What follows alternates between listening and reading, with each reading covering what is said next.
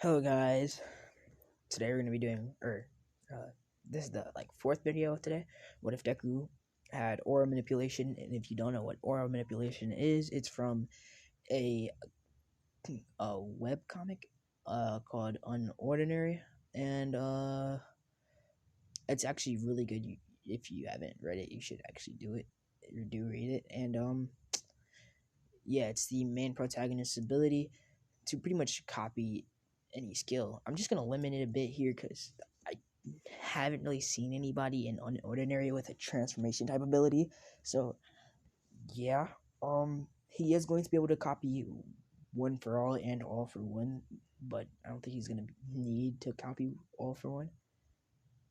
And if you say that it counts at one for all counts as a transformation quirk, which I completely disagree, because first of all, Prime All Might did not have to transform.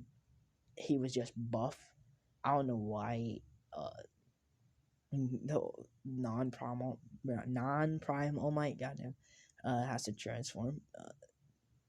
It was probably explained in the manga. I just probably wasn't paying attention, but we ain't gonna talk about that. Anyway, yeah, Deku, not Deku, sorry. Oh yeah, Deku, when he's using one for all, does not transform either. So yeah, it's not gonna be a transformation quirk. It's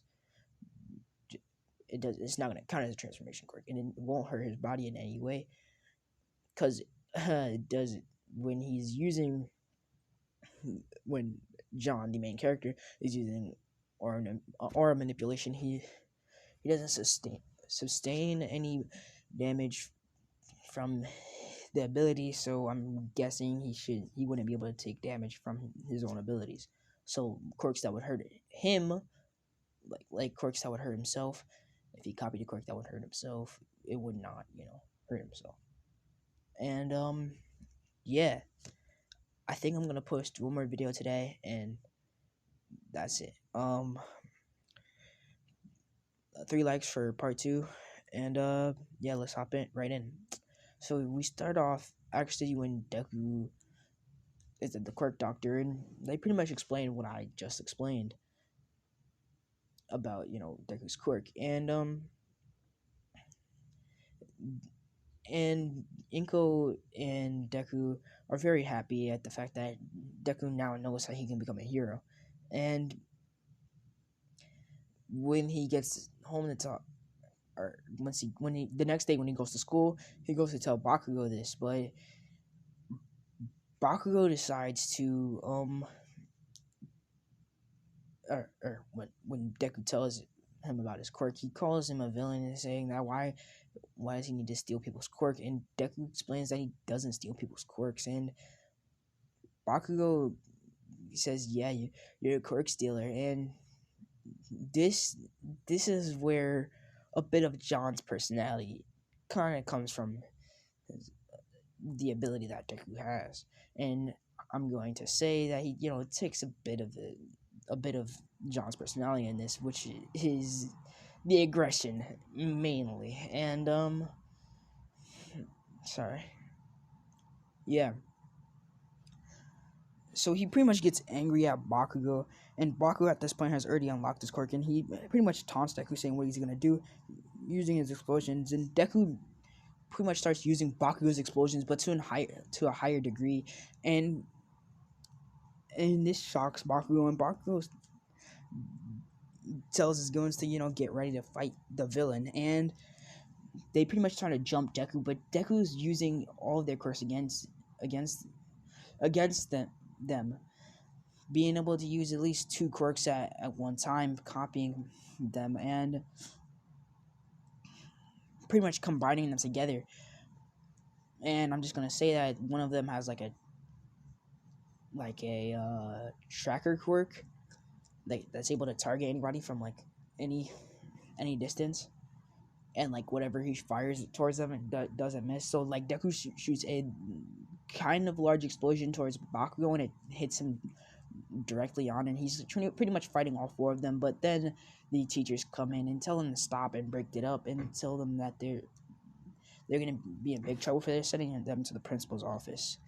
And When they get to the principal's office, they're all pretty much all suspended for for this, and this is where the quiet anger of Deku or Izuku Midoriya starts to leak out, and he starts to become more cocky and becomes or starts training his abilities even more so he can become a hero, and he wants to become a hero, but he sometimes has outbursts at people that hurt him, especially like Bakugo, where Bakugo constantly teases him and bullies him for something that he really couldn't control in. And this leads to a lot of fights with Bakugo, which Bakugo enjoys a lot, and Deku just doesn't care. And a lot of the times, Bakugo gets beat up pretty bad. And this is when they're about 10 years old, when Bakugo starts getting beat up very bad, because Deku, has gotten a lot stronger. And then this is when Bakugo starts to, stop bothering Deku after getting beat up. And, yeah, Deku pretty much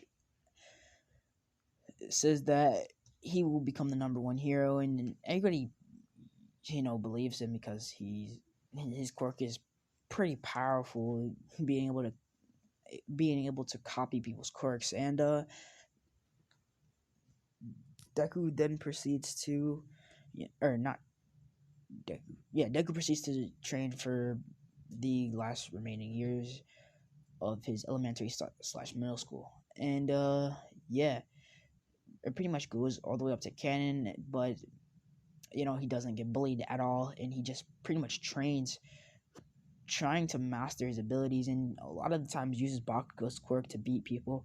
And when he sees heroes like Endeavor, like this one time where he sees Endeavor fighting a villain, he's actually able to use or copy his quirk, and I can't remember if he can just keep them forever until he decides to swap them out, but I'm just gonna say he can in this because I cannot remember. So yeah, he pretty much has had Endeavor's quirk for about a year, and has been able to use Endeavor's quirk pretty easily. And he's never traded it out because at this point he's only able to hold about 4 quirks, and he hasn't really seen All Might fight these past few these past few years, because All Might's injury. He's only been able to see him through TV, which does not actually count as actually being able to see him, because that's technically cheating. So he's not able to copy people through TVs. No, he's only able to copy people through, or copy people like if you can actually see them in real life. So yeah, and Deku proceeds to go and or go the same way he goes. Or damn it, no, we're back at the last day of middle school, and Deku goes the or pretty much the day goes exactly as canon, but Deku, when everybody, or when the teacher's, goddamn, why am I fumbling so hard? When the teacher says Deku's name about him going to UA, everybody says that he has a strong quirk, he's going to UA. It makes sense. And Bakugo still yells at everybody, but Deku at this point doesn't care because he's kind of gotten a tiny bit used to Bakugo's insults, kind of. And he just leaves, and Deku then proceeds to go home, or not walk home. Yeah, he starts walking home, and then he goes under the same freaking bridge, or the sewer, or whatever you would like to call it in canon. And this is where the sludge villain jumps out of him, saying, "Kid, I need your body." And Deku finds this incredibly weird, and using Bakugo's quirk, shoots an explosion at him, but it does nothing.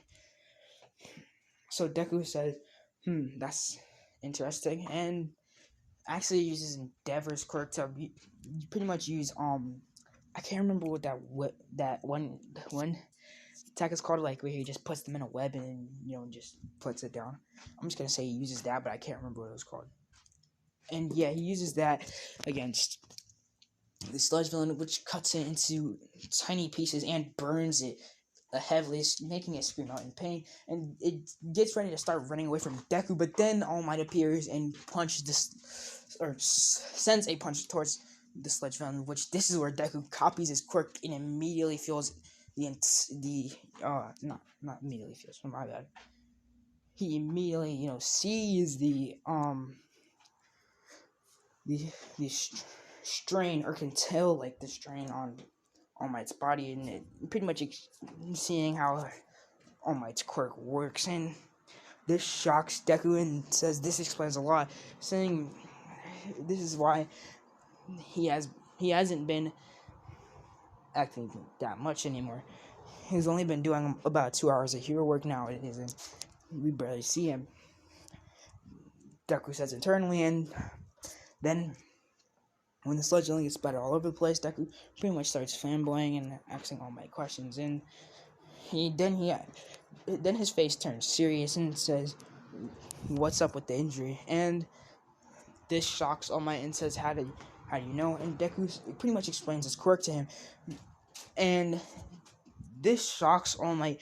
He thought nobody would ever be able to copy One for All, but this kid did it, and he pretty much tells Deku how dangerous his quirk really is. And Deku says that he already knows everything about One for All, so there's no reason to hide anything anymore. At this point, it's just useless.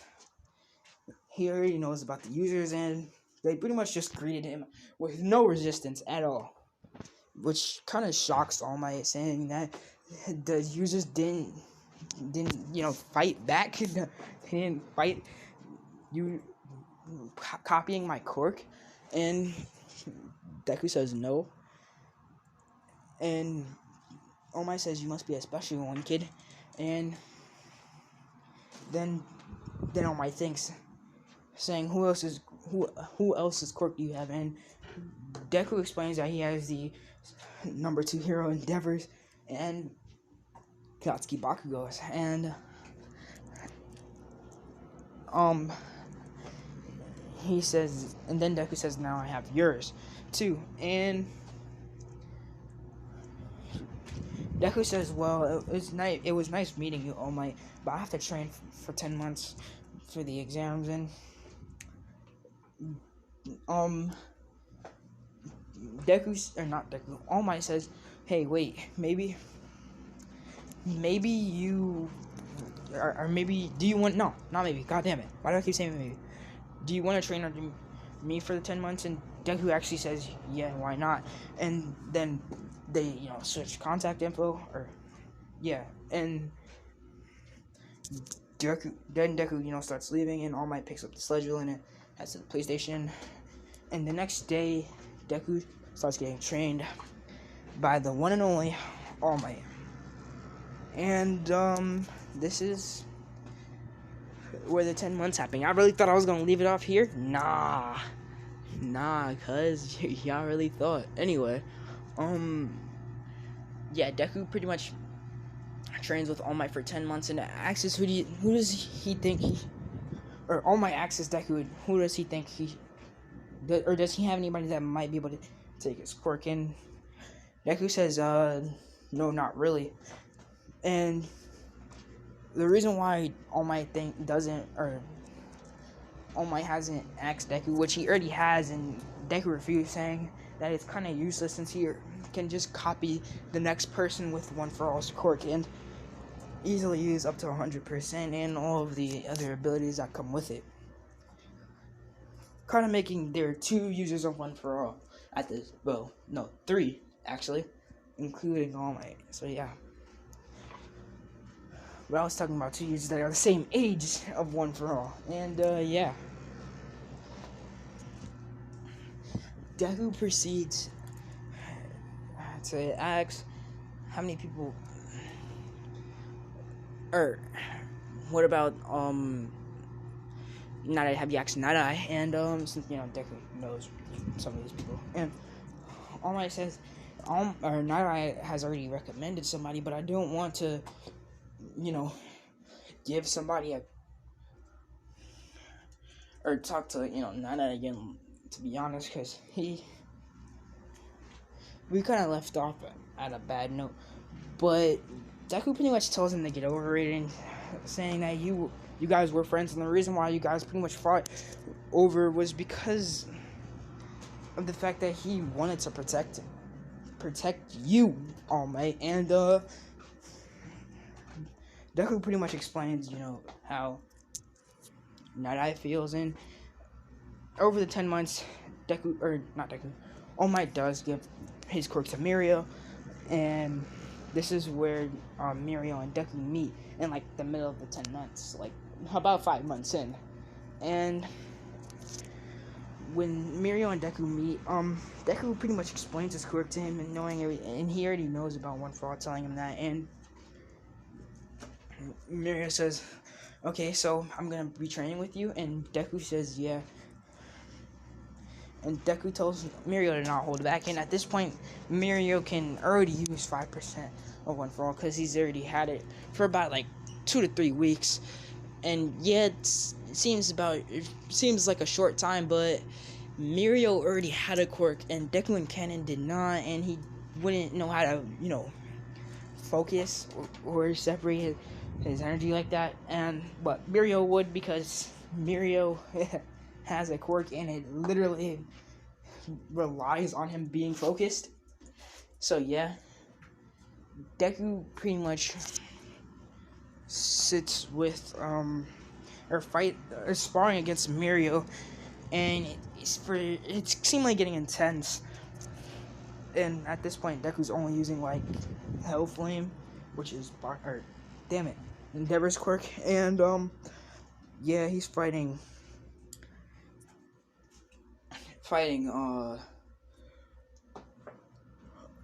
Mirio, and Deku says that his flames are actually stronger than Endeavor's, and stating that whatever quirk he uses, it's usually stronger in general, but he's learned how to use so many powers that it's pretty much made him be able to use certain techniques that not even the person that originally had the quirk would be able to do. And yeah, Deku then tells Mirio that he needs to become stronger so he can rise up to the number 1 spot. That's if he can beat, him. And Deku and Mirio continue fighting. Deku says that he doesn't really want to use Mirio's quirk. Yes, it's a good quirk, but like it's gonna be extremely difficult to use with 3 other quirks at the same time.